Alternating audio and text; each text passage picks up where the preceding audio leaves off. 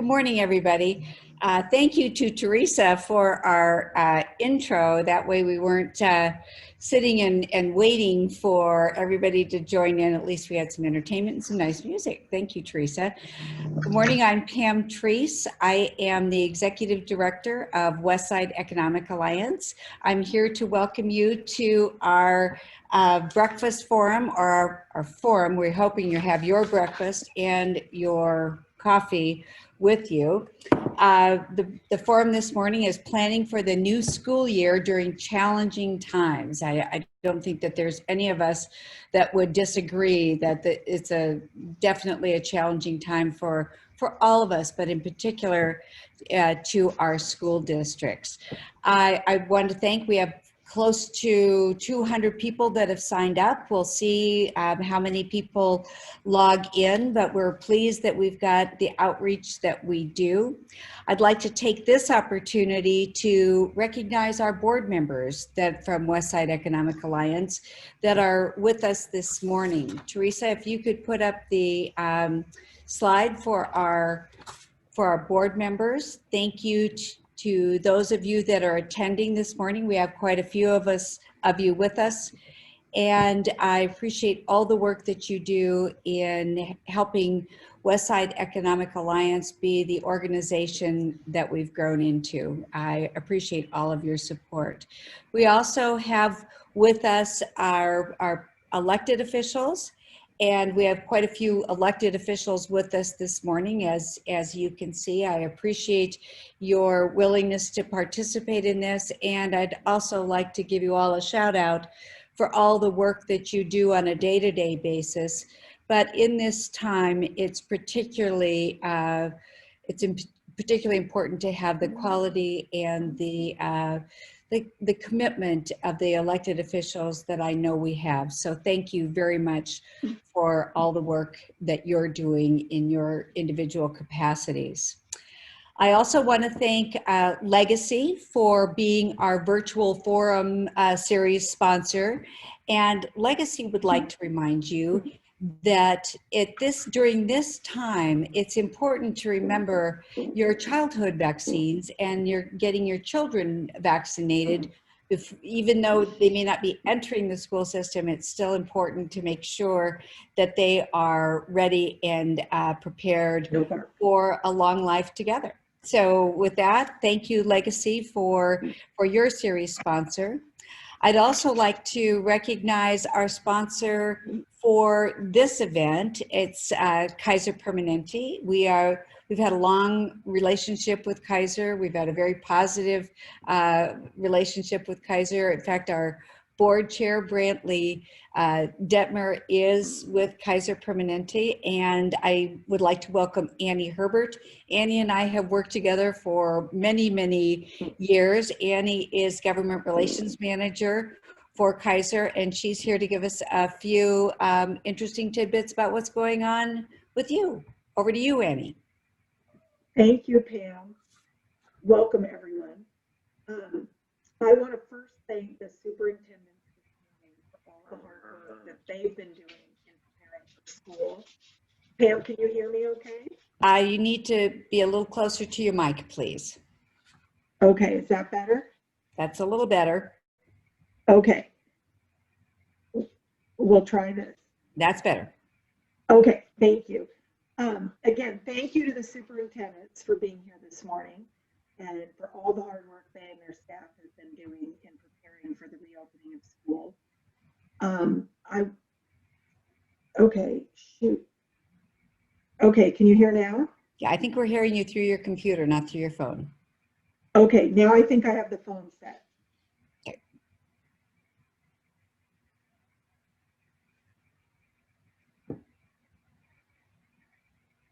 Huh. Okay, I'm so sorry, you guys. If you just lean in like that, it's a lot better. Okay, perfect. Perfect. Okay, so we'll try this again. What I want to share is thank the superintendents for being here this morning, and also give a special shout out to Superintendent Mike Scott and the Hillsboro School District for the work that they did in getting daycare at their facilities for all of the essential workers for the first few months of the pandemic. That was much appreciated by everyone. Without a doubt, we know that coronavirus has had a profound impact on nearly every school and every community across the country and the world. Its effect is radically reshaping how we envision school life.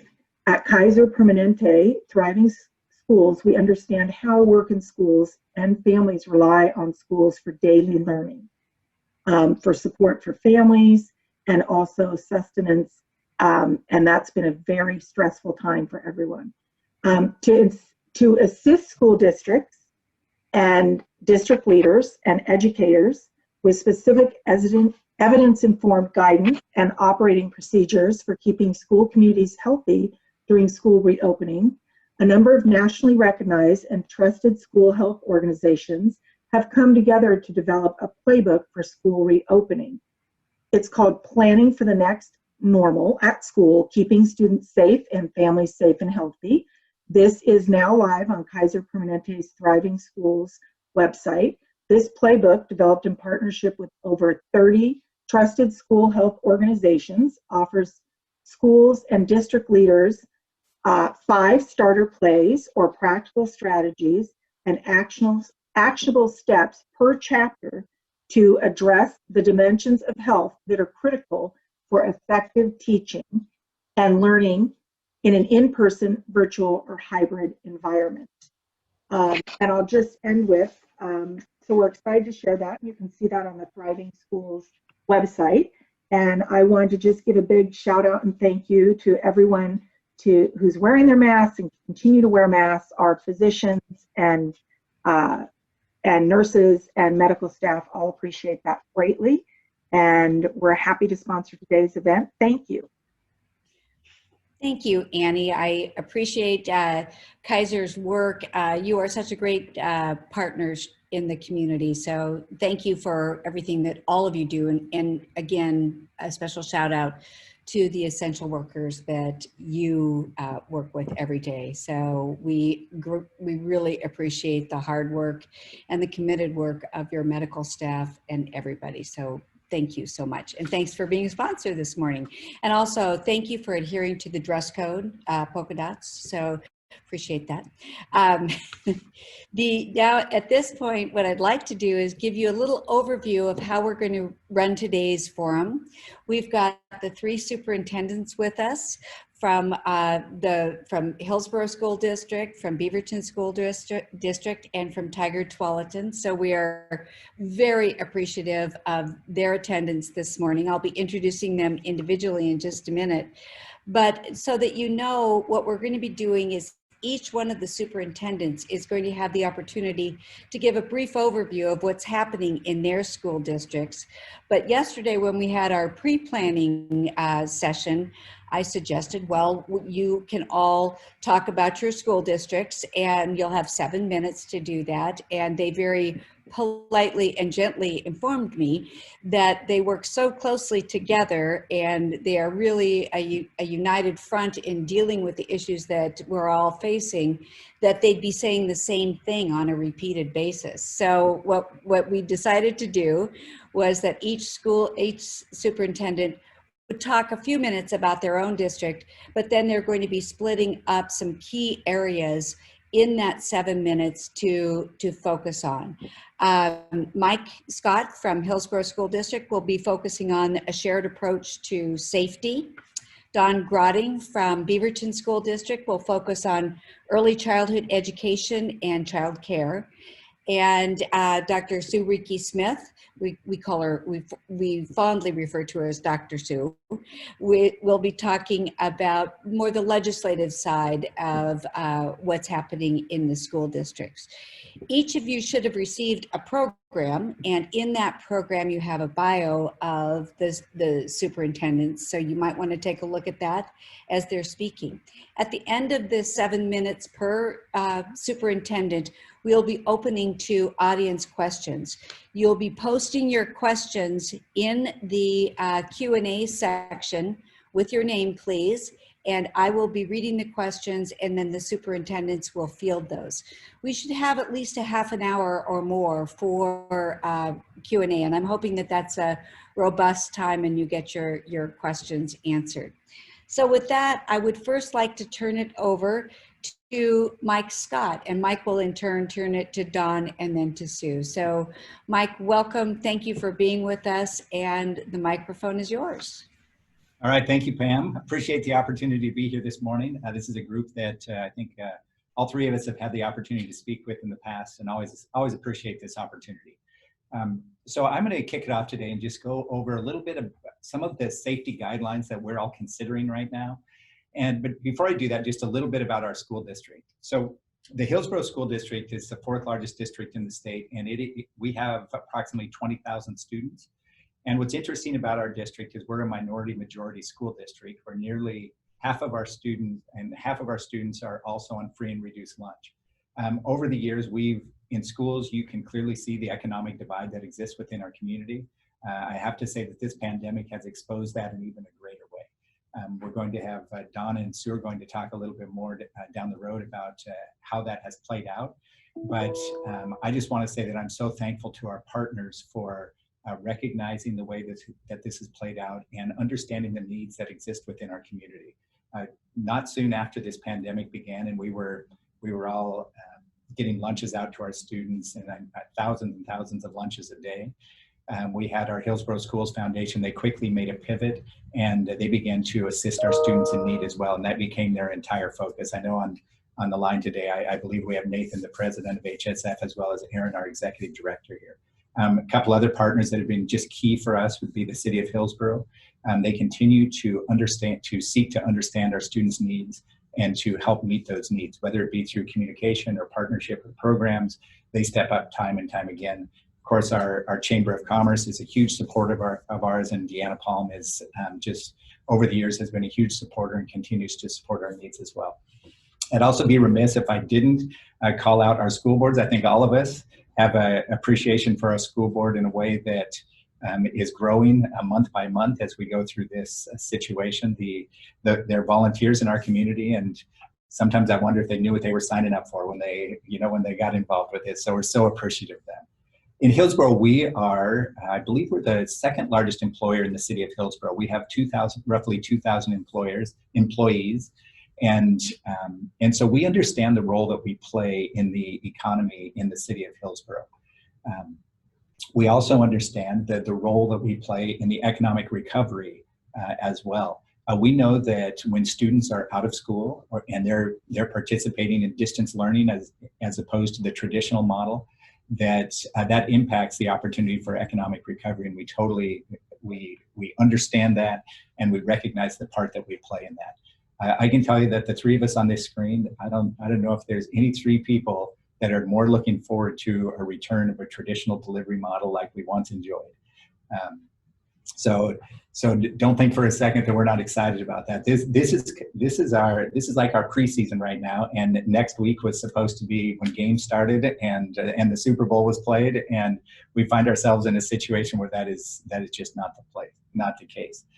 Over and over again, Don and Sue and I have talked about the disproportionate impact of this pandemic on our students and on our families and our community. And we understand that our communities of color are impacted in a disparate way here.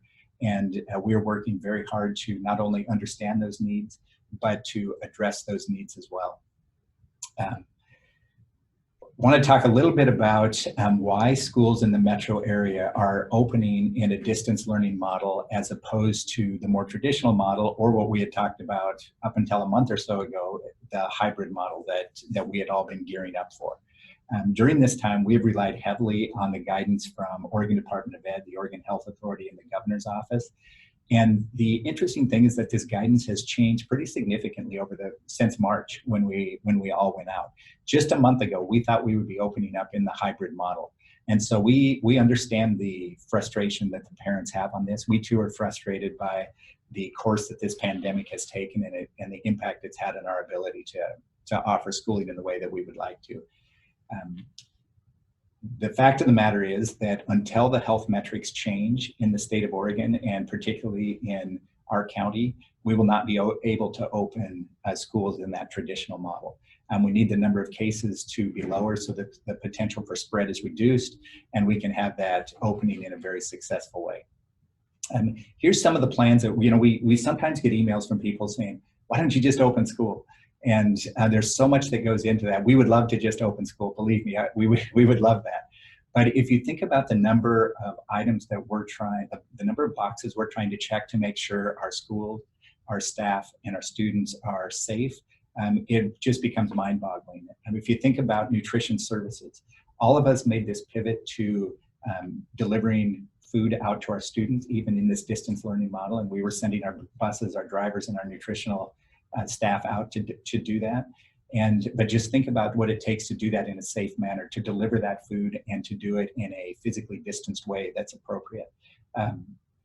If you think about, there's guidelines around cohorting, and cohorting is the number of students that you have together at any one time. There's guidelines around the number of square feet that each student is required to have if we are in school. And the number happens to be 35 square feet per student. And if you think about a typical class size of being 900 square feet, you quickly see that you're not going to have a traditional class size in there. It's going to require more teachers. It's going to require a lot of planning around that. There's guidelines when we come back into the on-site instruction.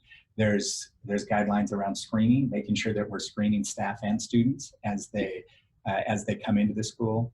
Guidelines around visitors and our volunteers, around face coverings.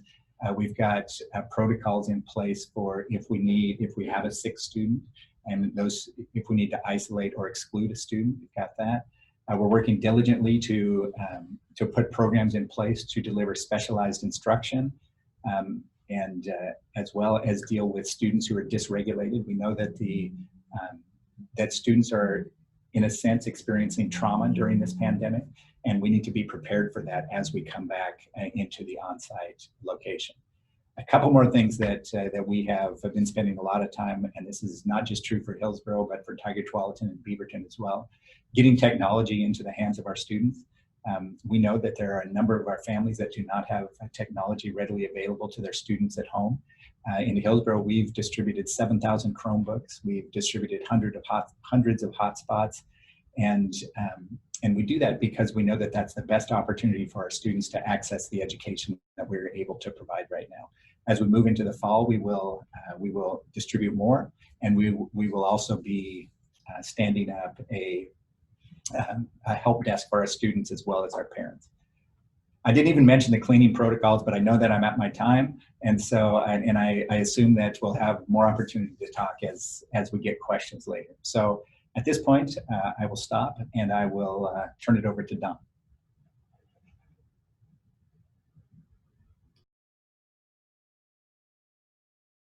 You're muted, Don.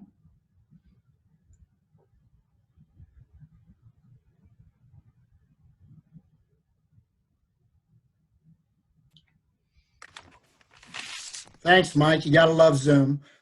Special thanks to Pam and WA for providing us the opportunity to talk about our districts today. I think it is important, Pam alluded to, that we work very closely. Our three districts, along with other districts in Washington County, work really closely. I think it's also important, and Mike alluded to this also, is we are major employers in our communities and throughout Washington County, and we also know the impact beyond our own schools that this has. Just specific to Beaverton a little bit, we're the third largest school district. We trade places with Salem, going from second to third. We have about 41,000 students. We employ nearly 6,000 staff members, both mostly full-time, but also part-time. We have, like Mike also, we're a minority majority school district with about 52% of our students identifying other than Caucasian. And I think something that a lot of folks don't know is that Beaverton has the highest homeless population in the state of Oregon.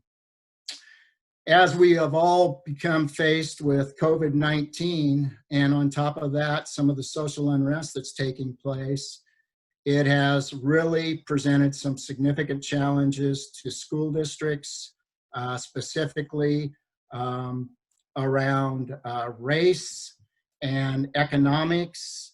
And as we go forward, I think it's important to know that this virus is causing us to have to pivot often. And sometimes when we have to pivot that quickly, we're not prepared. I'll just say that. Sometimes whether the metrics are changing or whatever. So this virus is really guiding a lot of our actions. And as Mike alluded to also, I want a big shout out to our school board.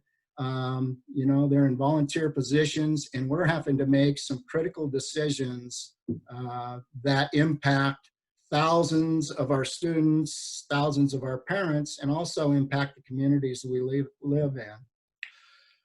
Beaverton, like my colleagues that are here with us today, we are going to enter into CDL, and that stands for Comprehensive Distance Learning. Because of the metrics, just to let you know, in Washington County right now, we are about 4 times over the metric that would allow us to come back into in-person learning.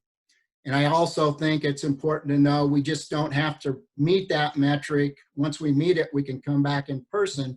We have to meet that metric for 3 consecutive weeks. So right now, Beaverton School District will be opening early September. And we, like my other colleagues, we're going to go through that first quarter. For Beaverton, that takes us to up in through early November. And basically the metrics for those of you out there, it's based on the amount of cases per 100,000. That's across all counties in Oregon. And once again, I think it's important to know once you reach that, you have to stay there for 3 consecutive weeks. Comprehensive distance learning, we've learned a lot. I will say, and my colleagues would probably agree with me, we did not do a very great job in the spring. Once we went into comprehensive distance learning, we had and discovered we had students out there with no connectivity. They had no devices. And so we were scrambling to get that education delivered as fast as we could, but we did not do a great job.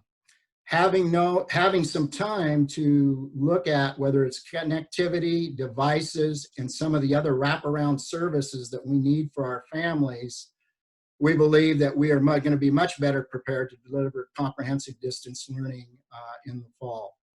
I think it's also important to know we want to come back to in-person learning as soon as possible.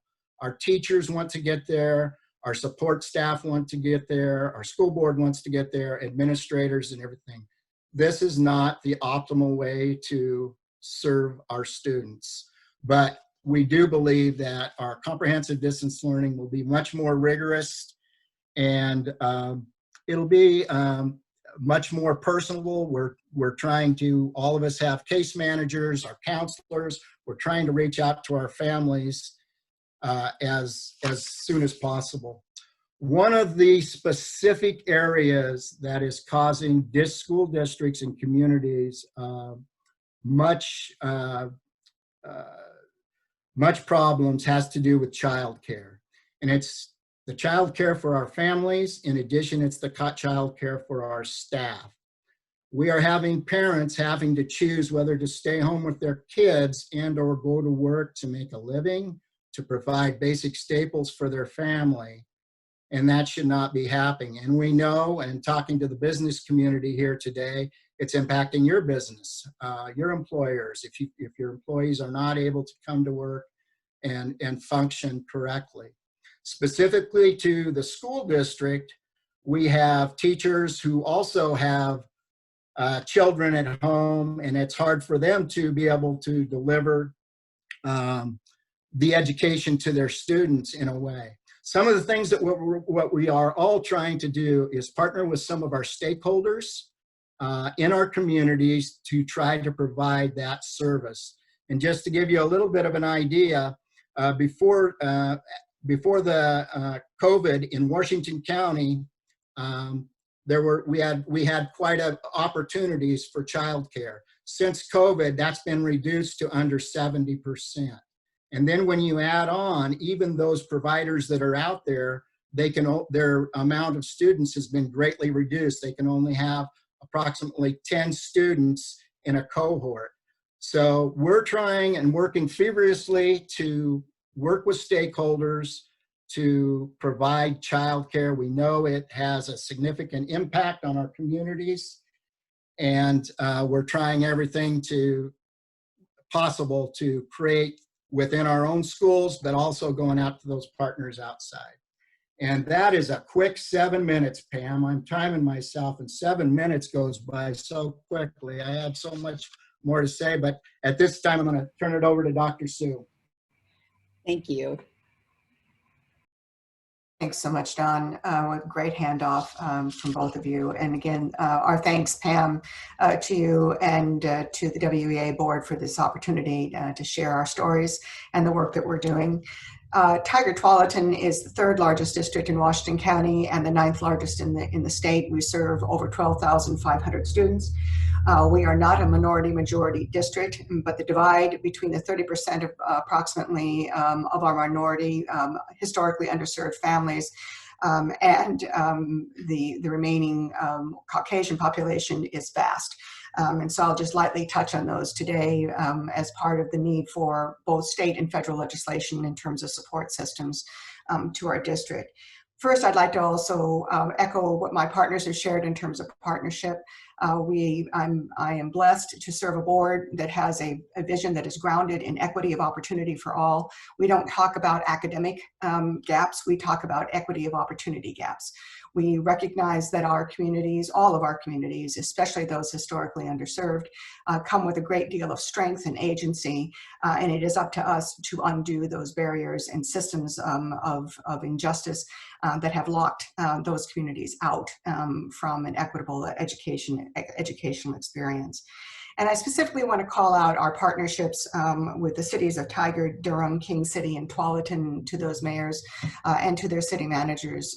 They have been phenomenal in terms of coming to the table and helping us think through, when we first decided we had to close, then how to manage facilities, district facilities in support of park and recs, food service, childcare, and other issues. And currently, we're in some very formative conversations regarding the school resource officer model in bringing community together, because that is a value for the Tigard-Tualatin School District, is convening community. I also want to echo what's been said today in terms of we carry a very heavy burden as superintendents, because we realize we are a linchpin relative to economic recovery and economic growth. And so we continue to value the partnerships that we have with our business community and understand the role that we play in terms of your viability as well. And I also want to call out, in terms of our nutritional services, all of us are ensuring that we are providing that safety net to our most impacted families. But specifically, I would call out Pact with Pride. This has been a partnership between the Foundation for Tigard-Tualatin Schools, headed by Margie Green, our board chair, Maureen Wolf, and vice chair, Ben Bowman, our Teachers Association president, Scott Herron, and the Tigard-Tualatin Student Union, and then scores of volunteers that are delivering beautiful boxes of food every week to over 850 families in need. And so that speaks to all of us, I think, in terms of community, how we wrap ourselves around each other. So relative to federal and state legislation, I would say that there are three big buckets that we continue to need all of you to be aware of and to help us address. And this has really to do with the fact that we are specifically reinventing and reimagining education. Public education will not be the same when we come out of this pandemic. The way and the options that we are providing for families, the way in which we are delivering community instruction, the way in which we are now able to unmask those who are not being served, we will not be the same when we come out into classrooms. And so we need to hold that close in our thinking and in our hearts as we're thinking about legislation. And the three big buckets federally, for our federal partners who are here today, and we've had the opportunity to speak with you on many occasions and appreciate the advocacy of your given representatives and senators. Child nutrition, we know that this is hung up relative to USDA recertification and waivers so that we can continue to extend meal sites. And we would urge our Senate partners, Senator Merkley and Senator Wyden, to continue the good fight to get that unstuck so that our states can continue to have the waivers and we can continue the work in terms of child nutrition. Don has already eloquently touched on childcare. That really has more to do with fiscal support on the federal side and grants to states so that they can push out to those of us in the community that are trying to stand this up. As well as continued work relative to internet and broadband access. I reference FCC Commissioner Jessica Rosenworcel's work for years relative to narrowing the homework gap, and there will need to be continued urging to the FCC to urge their providers to consider the need that our students have, not just for internet access, but access that is reliable and can handle the load of number of students that are in the household, 2 or more, in a way that is consistent and doesn't drop them off in the middle of instruction as we are striving to provide full days of instruction. On the state side, I would raise the concern, in addition to these, relative to liability. And I know that each and every one of you out there who is one of our economic partners is also facing the same concern. Each of us knows that one well-placed lawsuit could literally cripple our organizations. And I think given the safety metrics that Mike has laid out, that we have tight plans that are in place for both managing our schools safely when that time comes, and we're lined up with the metrics, as well as for isolation and for tracing, that there should be some protection given if you follow those plans correctly and safely versus no protection whatsoever. So I would offer that as well. And so to that, then I would just share some closing thoughts relative to Tigard-Tualatin, which is, we know that we're only as strong as the community around us and coming together. And we value the partnerships that we have with our parents, our students, our city partners, and certainly with WEA. And we learned a great deal, as I'm sure Don and Mike did in their process, relative to the Student Success Act, what the community needs, what the community wants, and what they expect of us coming forward into the future. And quite frankly, all of us have learned some very hard lessons. The spring was not a pretty sight. Each and every one of us as educators became first-year teachers all over again. It didn't feel good, particularly to those of us who have been in this work for a very long time and are used to having a breadth of time to make decisions, and now we're literally having to make them in 24-hour cycles and hoping that we're getting it as close to right as possible. Our current situation, as challenging as it is, has also made us better at recognizing those needs, and we've spoken to the needs of our historically marginalized population. And it's not just what we do as educators, but what we can do with you, the economic community, in terms of ensuring that our families have a roof over their head, full bellies at night, a place for meaningful work that allows them to use their strengths and their agency. And that's where childcare looms large. This has got to be a collaborative effort across sectors for us to provide and support these families so that they can be economically viable and live the life that they want to live in our county. And then we are constantly using our equity lens to ensure, and the question that we always ask, if we make this decision, who is served well, who is not served well, and what do we need to do to correct and adjust that so that all are served well. And so we know that we're not always going to agree on everything, but it is important to come together in community rather than disagreeing from the margins. Come to the table. And I'm fond of saying, let's get that skunk on the table and let's take a look at it and address it. And then let's bury it so that we can move forward and help move all of our community forward in wonderful and life-affirming ways. Because I know that when we come together and making those kind of community-centered decisions, that we really will transform our communities. We are already doing that. And when we find common ground, we are all better for it. And so I want to say thank you again, Pam, to you and to WEA, certainly to my colleagues. I turn it back over to you for any questions that may be coming from our community.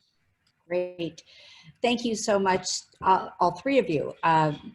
When we started this conversation before before the audience joined us, I mentioned that if there's one job I know I don't want to have right now, it's being a superintendent. And you guys are really doing yeoman's work. We appreciate everything that's going on.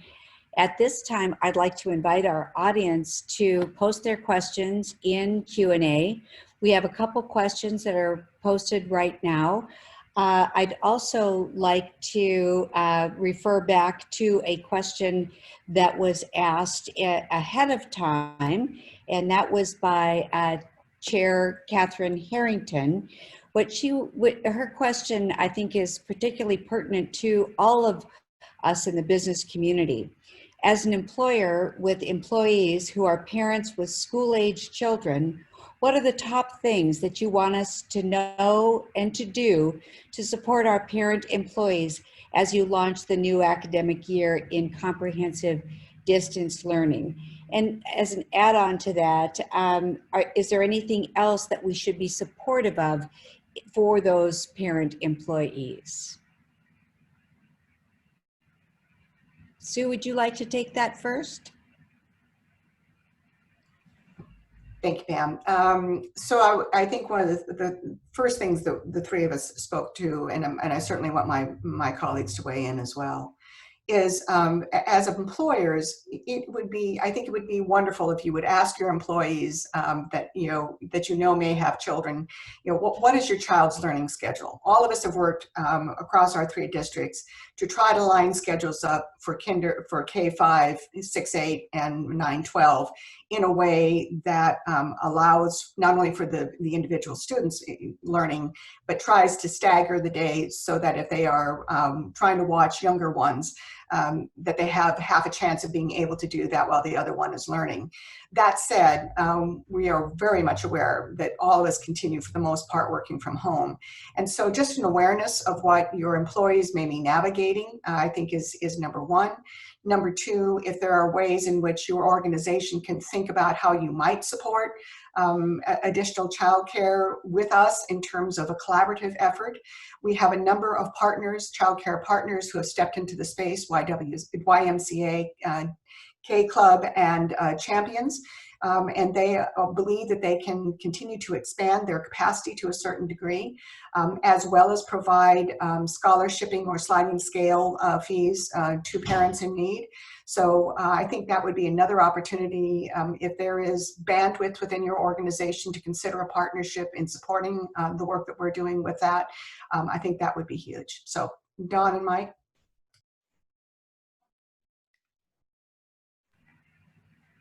Yeah, I just want to emphasize the child care. That seems to be the number one issue right now. One of the challenges facing parents, and as I said, it's really impacting some of our most vulnerable and marginalized populations. They're having to choose whether to stay home and assist their children and or to go to work to make that living. And so anything we can do with employers to partner together, to come together, and to find out what are some of those wraparound services like childcare or other services that these families need, I think is imperative. And all three of us, I know here and school districts across Oregon, they're really trying to do that right now. And also just to let when you're hearing this from your employees, contact our school districts. We want to hear from those parents. How can we assist them? I know in Beaverton, we have case managers, social workers right now trying to reach out individually. Our counselors are reaching out personally to each of these families and trying to find out what they need. But sometimes it's hard to get in contact with some of those. So if there are employers out there and you're hearing things, please contact your school districts and say, have you thought about this? I think that the only thing I would add to that is the whole notion of being as flexible as possible with your staff. We know that the people on this screen likely have positions that they can work from home. We know that's not true for the entire community that we serve. We know that over and over again, we have family members that are going out and their work is not being able to be accomplished through home. So any flexibility that you could extend would be greatly appreciated. We also know that as we move into the fall, there's within the family unit, there's typically a lot of enthusiasm around school, and there's this whole buildup for it. And let's not miss out on that enthusiasm this year. Yes, it's going to look very different, but use that enthusiasm to have an opportunity to provide a structure at home. If you're a parent, provide that structure, a time and a place as much as possible. I think that's going to serve our students well. We know that kids thrive within a structure, and let's not miss out on that opportunity to gain some momentum as we move into the fall here. I appreciated this question from Catherine, and Catherine has been a huge champion for us in Washington County and has really worked to understand just the needs of the school, and I just wanted to call that out because that is so appreciated as we strive to work together as a county. One of the things that I also wanted to mention, I know this goes to Tom Holt's question here as well, and it really has to do with the social and emotional services, and I can kind of kick this off a little bit and then let Sue and Don chime in a little bit. But over and over again, we're asked throughout the year, hey, aren't you overstepping the scope of your work? When you start worrying about feeding families, and you start worrying about the mental and emotional and the social needs of the community, doesn't that overstep your work? So why don't you just focus on the academics? And so that's something that we're asked about on a fairly regular basis. And here's the way we look at that, is that when it comes to students that are experiencing poverty or houselessness or hunger or food insecurity of some type, or if they've been engaged in trauma or some type of racial injustice, that impacts their ability to learn. And if students' needs are not met in those social and emotional ways, then we're certainly not going to be able to teach them in the manner that we would like. So we fully understand that if students don't feel safe, if they don't know where they're going to be staying that night, if they don't know where their next meal is coming from, if they've got some mental health needs, we're not going to be able to instruct them in that way. So we value the opportunity to work in partnership to meet the needs of the students' social and emotional needs, so that we can get to the academic side of things. If you were to look at just a way that we've spent our time over the last several months, you would see that not only are we gearing up academically to make sure that the instructional delivery is improved from spring, but you would see a huge portion of our time also spent on the social and emotional, the physical and the health needs of our students. So I just wanted an opportunity to begin to get that out there. And I think we're also fortunate in Washington County that we've got legislators who understand students, and if they don't have a background with students, they are actively looking to understand in a more complete way what the needs are. So we're fortunate. We've got former educators, we've got board members, we've got people that care about kids in a deep way, and they continue to work to understand that, and their accessibility to us as superintendents, I think, is second to none. So I think we've got good partners in this work, and I just wanted to kick that off with those comments. Thank you. Thank you, Mike. I'd like to go back to the Q&A, and John Cook, former mayor of Tigard, asked the question, how are each of your districts handling the school resource officers in your schools? So just as a background note, when the four of us talked about setting this program up, it was not just going to be about the pandemic. We've got societal issues, we've got all sorts of things that are creating pressure on our school districts. And I believe that this particular question points to the other issues that we're facing besides the pandemic. So who would like to start with that? I'll start because I'm responsible for John Cook. He's in my neighborhood. So, John, so John, will be this happy one's to for know you. that. And I have absolutely valued, John again is another example, along with Catherine Harrington, and I appreciate Mike bringing that into the room. Both are individuals who will reach out to you and say, tell me what your walk is. How can I help you in that walk? and the understanding that it truly does take a community or a village to do this work. So my thanks to both of you. So specific to Tigard-Tualatin, this issue was raised by our Black Student Union in the throes of the murder of George Floyd. And so we, again, because we do things in community, I reached out to the cities of Tigard and Tualatin, to their city managers, and asked what interest that they had relative to coming into a community conversation, not just for us as leaders, but most importantly for our communities that we serve, and specifically for our historically marginalized communities who are experiencing many of our systems, including SROs, in a different manner. And so Tigard was a great partner, came forward and offered fiscal support. And we are bringing in two well-known community facilitators, Tara Cooper, who is a Black female and has done a great deal of work around restorative justice and community process, along with her partner, John Lassen, who is a white individual. And so they are unique in the sense of how they facilitate that conversation. They have been doing a great deal of work with our district over the last 2 years in working with our administrators to understand how to work in equitable ways and thoughtful ways and unpack some of the ways in which we've been doing things as white individuals over the last several years. And so they have convened a community process that will engage the municipalities, the electeds in those municipalities, our board, and then specifically our communities of color, our Black community, our Asian, Pac Islander, our Latinx, and then our communities, if we can reach them, who are homeless, our communities who are of poverty.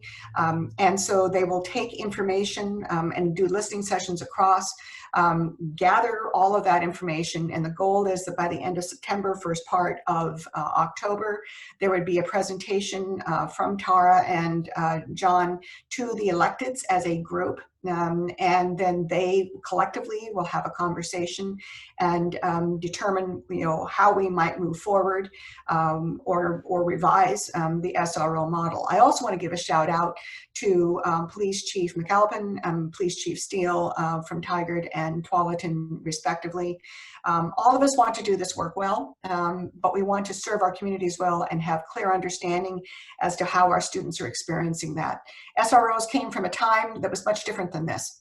And came at a time when there was heightened concern relative to school violence and developing positive relationships that gave us a better early warning systems when students are in trouble emotionally and may act out in ways that do not keep our community safe. But again, it gets back to what I said earlier. We are in a time where we are literally reimagining how we want to work going forward. And certainly the murder of George Floyd, the economic collapse, the pandemic, all have served as a crucible for the way in which we do business. And I have no doubt that we will come out stronger on the other end because of these situations. Don, Mike? Yeah, specific to Beaverton, some similarities to Tigard-Tualatin. We've reached out and we've done community surveys with students, parents, other community groups. And then we are looking at a third party to review some of that data, as well as we have met with all of our law enforcement agencies. And in Beaverton, our SROs come from the Hillsboro Police Department, the majority from Beaverton Police Department, and then also we're with Washington County Sheriff's Office. And we have had collective meetings with those folks around some possible reforms. And they've provided us some data all the way on what does an SRO do during a day. I think a lot of folks think that they're strictly just in those schools, and what are they actually doing in the schools. So we're working with some of our outside communities also, especially with our some communities of color in different communities that have been marginalized. And as we come together, and our plan is much like Sue's, I believe we want to be able to look at the data, have those community meetings, community conversations, and then present that information to our school board. I believe our chair, Becky Timchuk's on here, and we're working closely with both our chair and our vice chair and in this process. So they are coming alongside of throughout the process. So it's definitely something that we're hearing loud and strong. And also, how can we, as Dr. Sue came together, how can we look at what is currently taking place in our schools with SROs and what could take place to alleviate some of the concerns from various parties? Mike? Yeah, I get similar, and I won't repeat everything, but I will say that we are taking a thoughtful and deliberate approach to this issue as well. We've done the surveying that Don has mentioned, and really deliberate about making sure that those surveys are representative of our student population in our community. We've been in conversation with law enforcement, Chief Coleman with the Hillsboro Police Department, as well as Sheriff Garrett with Washington County, is very interested in having this conversation. The thing that I find interesting is that the iterations that school resource officers has taken over the years. If we think back to when most of us started in education, it was all about the war on drugs and just say no and teaching DARE. I mean, that was what school resource officers did at that time. There was another phase that we went through where it was about gang resistance and about gang education. Following 9/11, it became all about hardening the target, and as schools and students became targets for violence, it became about hardening the target. So as we find ourselves in the economic situation we find ourselves in social unrest and a time of where racial injustice is being pulled to the front of conversations, appropriately so. I don't think we should be surprised that we find ourselves again in a time where we need to reimagine and reinvent what the school resource officer partnership looks like between cities, counties, and school districts. So we're very interested in continuing this conversation. We believe that we will have the opportunity to create a even stronger partnership that meets the needs of all of our students and not just some of our students. Thank you, Mike. I'd also, before we go to the next question, like to call our participants' attention to the chat. There's a couple pieces of information in there that I believe you'll find interesting. Teresa Dunham posted the drop-off donation site information for used computer devices. I know that it looks like it's going to be this weekend at Aloha Intel and Cedar Mills Safeway. I know that WA member Washington Square, Maria Halstead, the general manager there, has participated in this as well. And also Chair Harrington has posted the documentation and the information on Ready Schools, Safe Schools, so that you can take a look at that as employers. So thank you, both of you, for posting that information in the chat. I'd like to go to the next question from Cleon Cox. He asks actually two questions. What planning is being done to capitalize on this once-in-a-lifetime opportunity to reduce capital expenses and operating costs? And then secondarily, long-term, what planning is being pursued to integrate financial literacy and nutrition into daily curriculum for K through 12, not just a class here or there. So if you, who would like to pick those two questions up first? Again, I'll, if I might, gentlemen, Clea and I are well-known colleagues to each other. So I'll take a first swing at it and then let you bring it on home. I think first and foremost, all of us are taking a look at, while we were in the CDL stance, comprehensive distance learning stance, that there will not be a need for a certain amount of faculty and staff. And so we are trying to be mindful of how to balance our staffing costs, which are the largest proportionately, because we are a human services industry, if you wish to look at it that way, and yet at the same time be mindful that when we can pivot back into hybrid, that we have not cut so deeply or shed so far that we are not able to go back in to the classroom in terms of offering food services and custodial instruction transportation, all the things that we have to do relative to operations. And Don and Mike can certainly give even more detail relative to that. I would also offer, however, that the cost relative to coming back in at hybrid because of our public health blueprints, that's sections 1 through 3 of the Ready Schools Safe Learners, we've estimated in Tigard-Tualatin that that's an additional cost per student of close to $1,100, or an extra total cost of over $13 million of investment that we would have to make in terms of PPE, cleaning supplies, masks, gloves, additional deep cleaning support that was not accounted for in the budget. And so again, we are hopeful that both the state and or federal government will provide additional CARES support that could be aimed at those costs. And I'm certain that those numbers are even larger for Beaverton and for Hillsboro. But there is a great deal of thought relative to how we operate as leanly as we can, particularly knowing that we are facing 2 future biennia of some very serious multi-billion-dollar cuts to state budgets. And so it's not just about navigating 2021, it's also looking out to 21, 23, and 23, 25 biennia. So all of us are mindful of that as we manage our reserves and think through what do we need to support and do CDL and hybrid well this year, but also how do we come out on the other side in a way that is fiscally prudent.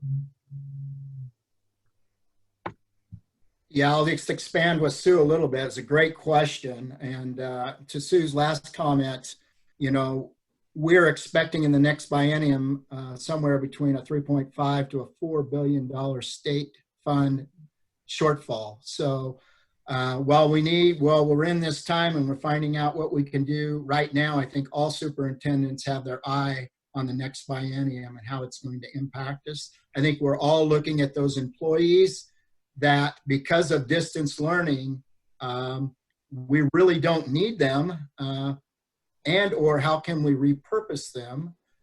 And also, though, if they do go away, if they're furloughed or you have a reduction in force of a certain classification, when we do come back in person, how are we going to garner that workforce? And I'm not sure, Beaverton has, I'll give you one example. Beaverton has its own bus drivers. We are not contracting our bus services out. And one thing to know, bus drivers are one of the hardest occupations to fill in school districts. And also to know that we are reimbursed 70% of those bus drivers when they're driving those home to school routes. So now when we're not driving home to school routes, if we want to keep our bus drivers employed, where we were only paying 30% of their wages, now we're paying an additional 70% of their wages. So there's some real nuances in all of this. However, on the positive side, I think we're learning things in distance learning that I think this is really going to change public education forever. There are some silver linings, some opportunities, ways to deliver instruction, to provide additional classes, additional opportunities to our students. I still think that having that teacher, that personal relationship with the student is paramount to a great education. However, we have found some ways that we can provide some additional opportunities to our students. Mike? Yeah, thanks, Don. So some similarities there. I think, it seems like such a simple math problem that if you're in distance learning, then there's going to be some positions that aren't essential. But here's some background thinking behind that, is that when it comes to, we have a number of positions that are hard to fill in our non-licensed ranks. So for example, over the last couple of years, it's been nearly impossible to keep our custodial crew at full strength. Bus drivers, there's been a huge shortage for the last couple of years, and we've all worked to become preferred employers so that we can just get enough staff members to actually pull off the work that needs to be accomplished. So as we go into this time of distance learning, it's true that there's some positions that then aren't going to be necessary in the short term, But what is necessary is that we keep those individuals engaged. Not only do they have relationships with students, but we're going to transition to a time where we move into a hybrid model, and when we move into our more traditional model, where we need our ability to recall these folks and have them instantly engage with students again is absolutely going to be paramount. And there's so much work around the district that we can do. As we go into this distance learning model, we saw that throughout the state, student engagement dropped off the longer we were in distance learning throughout the spring.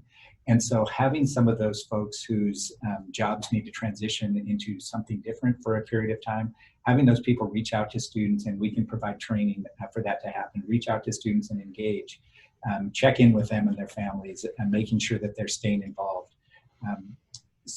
Those are some of the things that we're doing. We've got a lot of deferred maintenance. I think all of us have grounds work and custodial work, and thousands and thousands of square feet of painting that we could be doing. So, and we also take the responsibility for our staff member and their families very seriously as well. So if we add to this burden of having a number of folks in our community that are unemployed, I don't think that helps anybody. So we really feel like our staff members are an integral part of the equation. We've said a number of times, if teachers are the heart of the district, then our non-licensed folks are the soul of the district. Mm-hmm. And that really is how we feel about our people. And there's so much work that we can reimagine and repurpose our folks into doing. So our goal is to retain as many as possible, if not all, maybe on a reduced schedule, but to make sure that we're able to jump right back into that staff-student relationship as we transition into the various delivery models. Thank you. We have one other piece that I'd like to call your attention to. Camp Shui posted in the chat information says, while child care is reduced in Washington County, there are still providers out there delivering this service. Workers seeking childcare should start their search by going to, and he provides a website. So please take a look at that. Thank you, Kim. The next question is from Sue Hildick. Sue is with Clackamas County. Thanks to all of you for your leadership. Are you considering any childcare options through the schools like Portland Public Schools is exploring? I can just tell you on it just in a quick way, and then I can have Don and Sue chime in. We are all in conversation with third-party providers, and they're already, they're licensed and able to stand this up pretty quick. There are so many requirements around childcare and what's necessary for an organization or facility to be licensed. So I can tell you that we're working with the City of Hillsboro very closely, and we're working with third-party providers to potentially be an option for us. Just to reiterate that, Beaverton is doing the same, and we are also in conversation with PPS continually. Guadalupe Guerrero, the superintendent there, we work very closely together, and I believe we're all in the same boat. We are.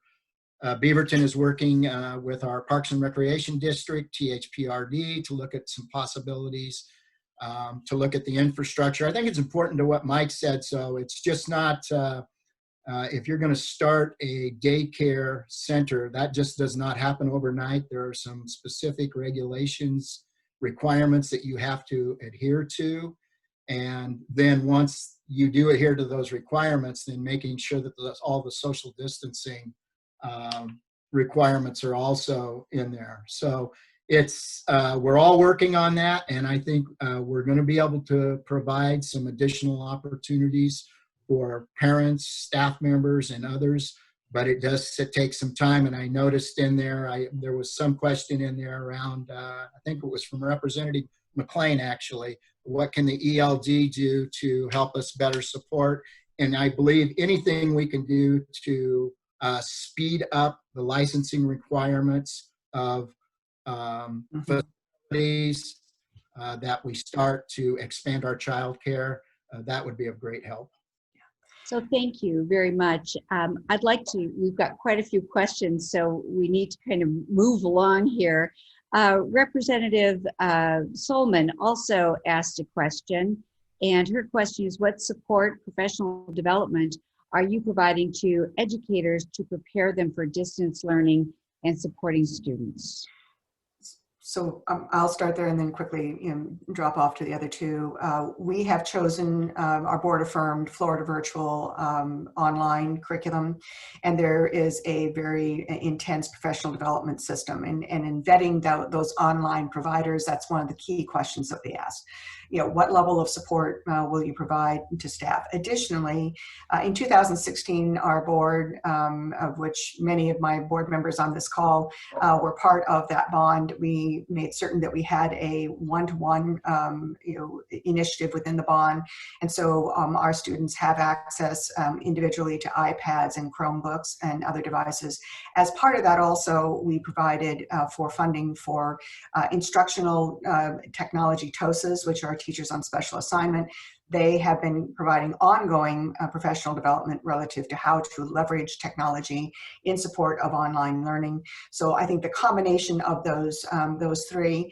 Additionally, we are providing time weekly for our staff to engage in training and to take a look at the lessons that they have just taught, the ones that are coming up, take a look at student engagement data, take a look at student learning data, assessments, formative and interim assessments, and adjusting instruction, and then adjusting their pedagogy, because that's really what Representative Solman's question gets at, is do teachers really know how to facilitate online instruction? And the pedagogy is definitely different when you're doing it online versus when you're doing it in the classroom. And I speak from experience teaching online for the University of Oregon in a platform just like this. And so it does require a shift in the way in which you think about your lesson, a shift in the way in which you manage your students and provide for instruction over a period of time. So Don and Mike. Yeah, I could just say ditto to Sue, and we're fortunate to have a community that helped us pass a bond. So the devices, that's really hasn't been a significant problem. One of the things that we did discover through this, and I would suggest my colleagues would say yes, is our learning management systems that we deliver online instruction through. We had teachers using several different platforms to communicate with students. And this has caused us, parents are screaming for, we need some consistency.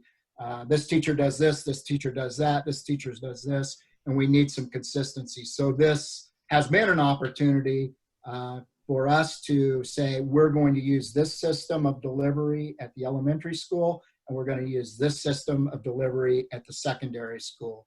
So, but with that also causes some professional development for teachers to understand how to use. For example, at our secondary, we use Canvas, and we're using Seesaw at elementary. And we do need to have time, and we're taking some time to provide that professional development to teachers and other staff members, support staff members, to be able to efficiently deliver the curriculum and instruction that needs to be delivered to our students. I'd like to go to Tom Goodhue's question. Last spring, many teachers were frustrated with the lack of participation from students. What's going to be different this fall, and to ensure student involvement, and also the desire to excel, since last spring it was just pass, no pass. I think that this is part of that question. So Mike, would you like to continue? Sure, I can kick us off on that.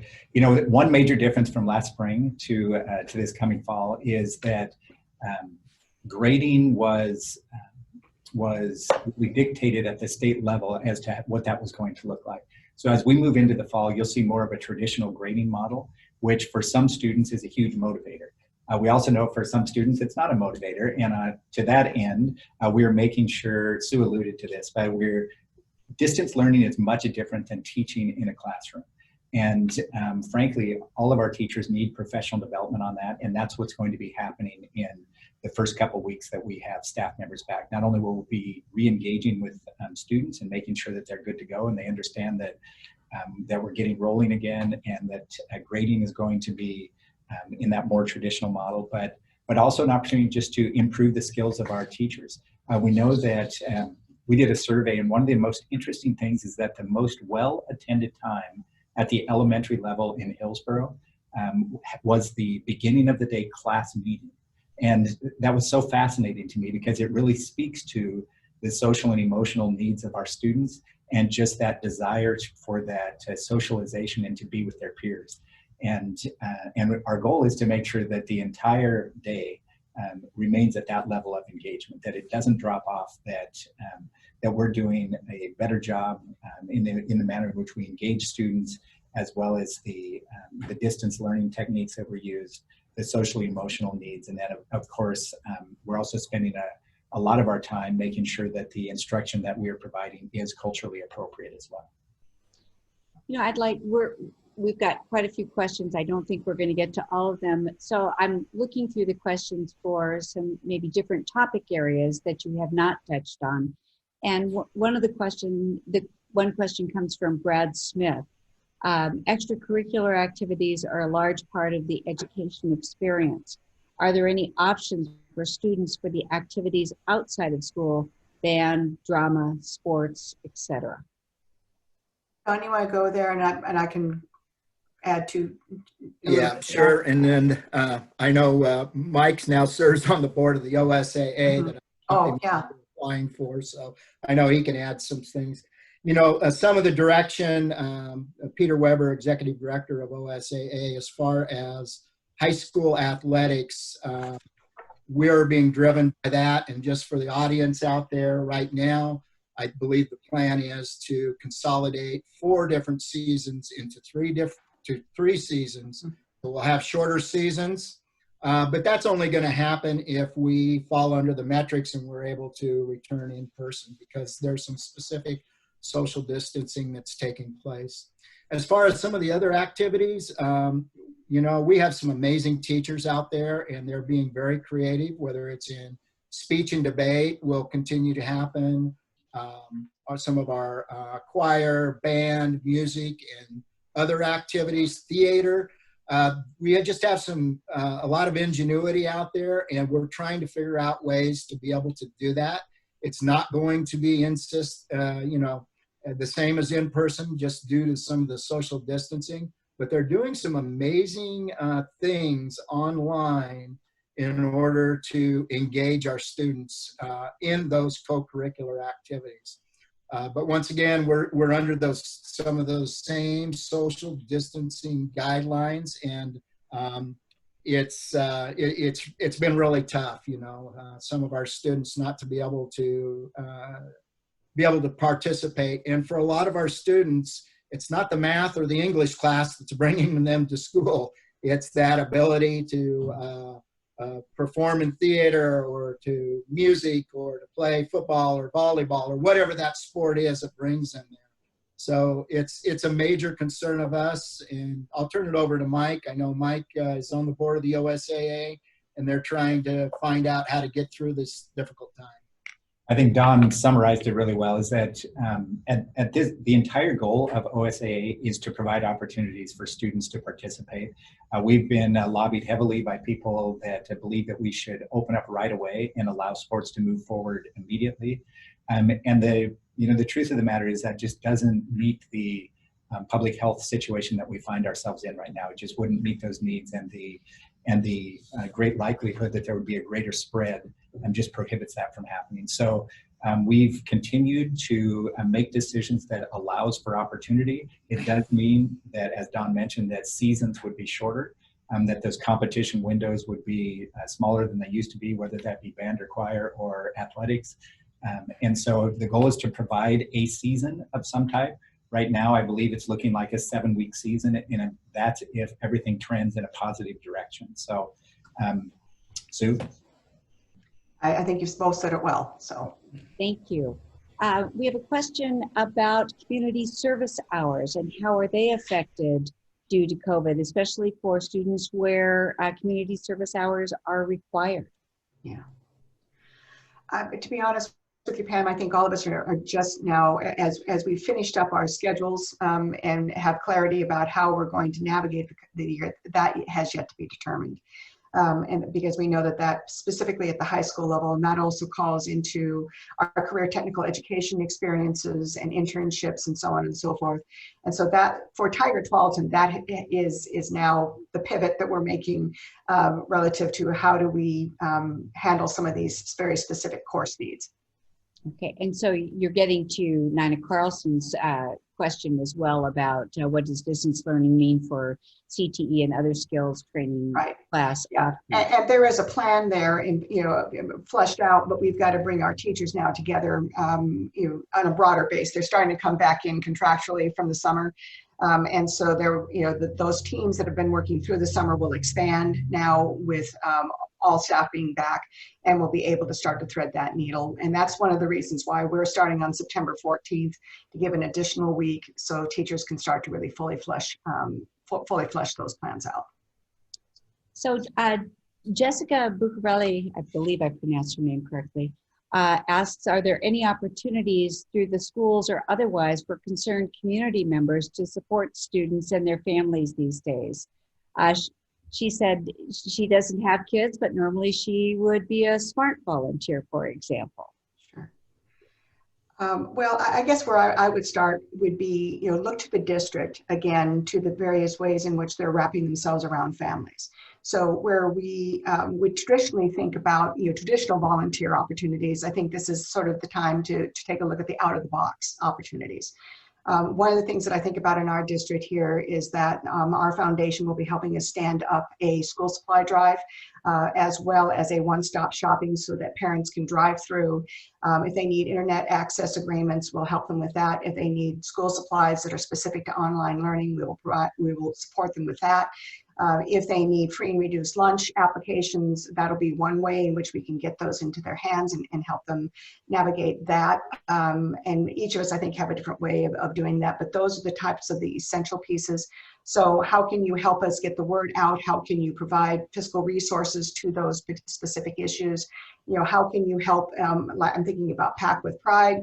And then once we are up and running, if we have to stand in CDL, that will be a next question as to now how can we engage these individuals, thinking about the safety and security of internet, FERPA, meaning your exposure to students and how we would monitor that, because student safety, we all want students to be safe, specifically in a digital environment.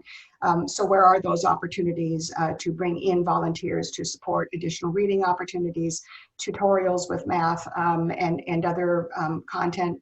I know that we have a number of our PSOs who are now trying to think through how can we, instead of micropotting in a more exclusive manner, but thinking how can we wrap ourselves around families who are disproportionately impacted, who have to work outside the home, so that we can push in and support those children with their learning while their parents are working. So I think there's lots of opportunity here in the next several weeks to have those conversations and to navigate that. But it's great to know that people are available. Great.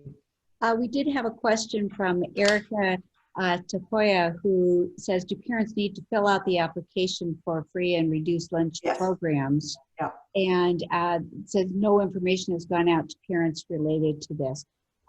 We can post information on our WA website if we can get it from you. So I'll ask Teresa to do that.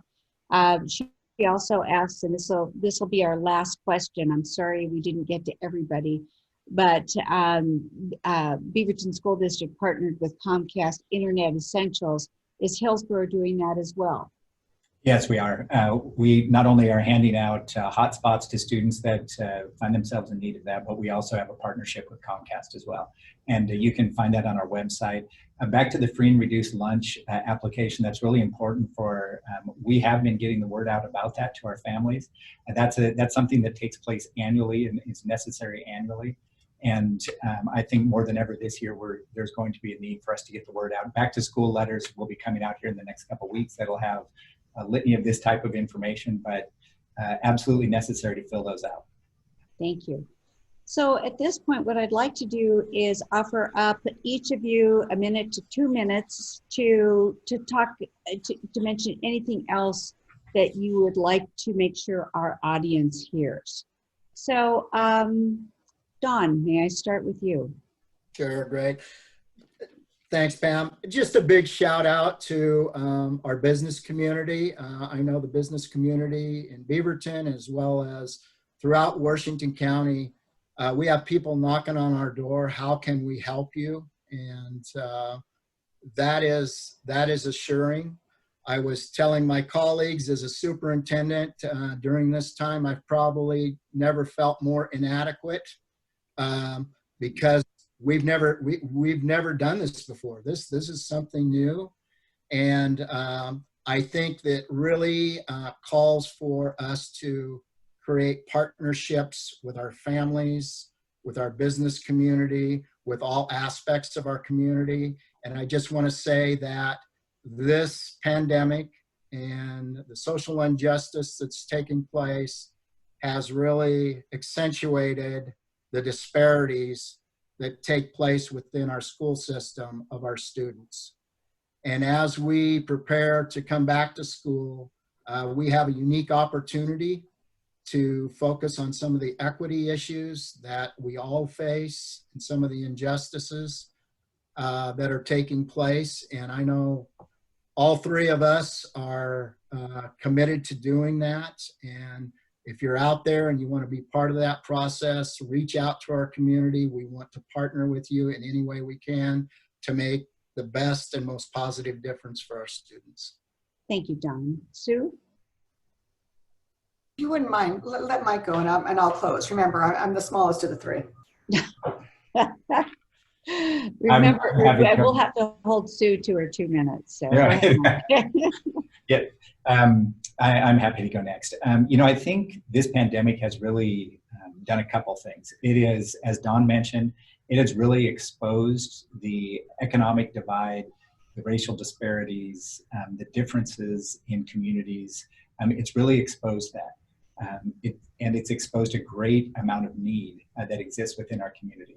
The other thing that it's done is it has brought out partners that are very willing to help step into that gap and help us navigate those needs. Over and over again, I've been so impressed with our partners and the way that they continue to step up time after time after time, offer their services, offer their assistance, offer their financial support in order to meet the needs of our students. And that is just heartwarming. As a superintendent that is charged with caring for our students, that is just a great thing to have community partners that are willing to do that. So I encourage those partnerships to continue. I appreciate the opportunity to be on this call today and look forward to continuing to serve our community. Thank you, Mike. Sue? Only thing I would add to that, you know, and again, a profound sense of gratitude to all of our community partners, to you, Pam, to WEA, to the multiple ways in which all of you are supporting us and being part of the conversation and solution, hopefully more so after today. I am reminded of a quote from a fellow colleague in Virginia that was in the Washington Post about a week or so ago, talking about having to make the decisions that superintendents have to make now in the current environment. And he said, and I quote, "It is like trying to play a game of 3D chess while standing on one leg in the midst of a hurricane." And I would say that he really didn't adequately flesh that out, even with that statement. We live as superintendents, as many of the leaders that are on this call, in both an adaptive space, meaning that we set the vision and the goals and where we want to go where we want our organizations to go, as well as the technical work trying to make that so. And so without partnerships, the technical becomes extremely difficult. Without partnerships, the adaptive doesn't happen at all because no one grasps the vision that you have for your community. And so again, you know, allow us a little bit of grace as we're navigating this. We are used to having the luxury, and I say that with air quotes, of typically having more than 24 hours to make decisions. That luxury is gone. It is now critical that we're making some of these decisions because of the fluidity of the situation in 24-hour cycles. Many of you know that I come from a healthcare background. I'm trained as a trauma nurse, and I can honestly say that even in times where I had to navigate some very difficult situations in an ED, this is nothing like that. So to Don's point, while we feel inadequate, I know that we're not. It just feels that way because there are a multiplicity of things coming at us that we have to navigate and problem solve to get to the larger goal that we want to achieve. So again, just nothing but profound thanks for all of you on this call today. Well, thank you so much. There's a couple quick notes I'd like to make from our Q&A.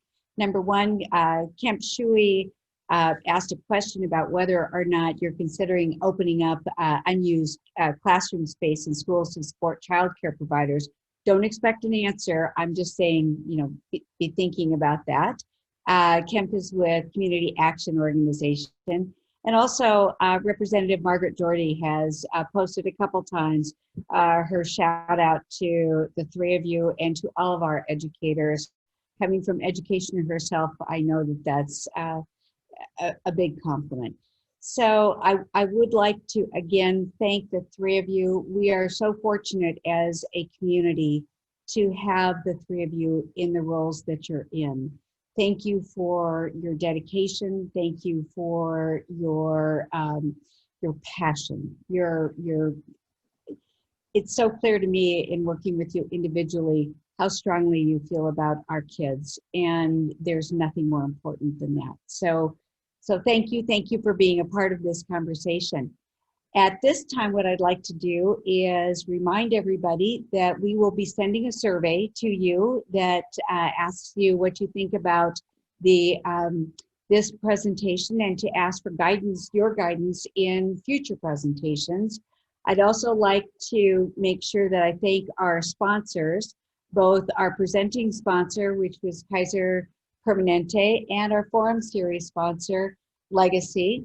And also, I'd like to promote our golf tournament. We are having our only annual fundraiser. It is going to be socially distant. We're following all of the guidelines.